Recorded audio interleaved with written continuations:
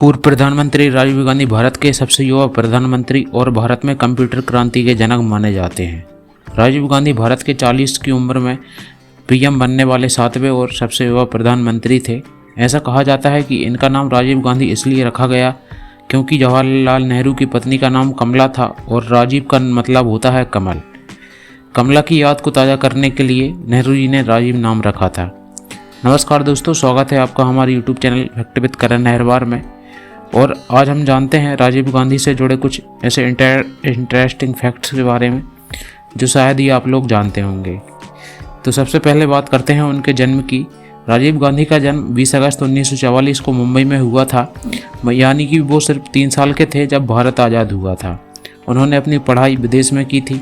आपको बता दें कि सन 1966 में राजीव गांधी भारत आ गए थे और उस समय तक उनकी मां इंदिरा गांधी भारत की प्रधानमंत्री बन चुकी थी। राजीव गांधी के अगर इंटरेस्ट की बात करें तो राजीव गांधी को संगीत में काफ़ी रुचि थी। उन्हें पश्चिमी और हिंदुस्तानी शास्त्रीय एवं आधुनिक संगीत बहुत पसंद था। इसके अलावा उन्हें फोटोग्राफी और रेडियो सुनने का भी बहुत शौक था और इन सबके साथ हवाई उनका सबसे बड़ा जुनून था। इसलिए उन्होंने दिल्ली में जाकर फ्लाइंग क्लब से पायलट की ट्रेनिंग भी ली और 1970 में एक पायलट के तौर पर इंडियन एयरलाइन में काम करने लगे।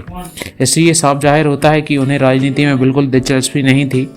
अब तक उनके भाई संजय गांधी अपनी मां के साथ राजनीति में उतर चुके थे।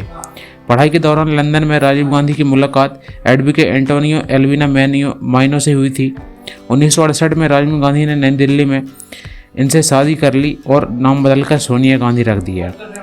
उनके 2 बच्चे हुए, राहुल गांधी और प्रियंका गांधी, जो कि अभी राजनीति में सक्रिय हैं। अब हम ये जानते हैं कि राजीव गांधी को राजनीति में क्यों आना पड़ा, क्योंकि हम में से ज़्यादातर लोग तो जानते हैं कि उन्हें को राजनीति में बिल्कुल भी इंटरेस्ट नहीं था।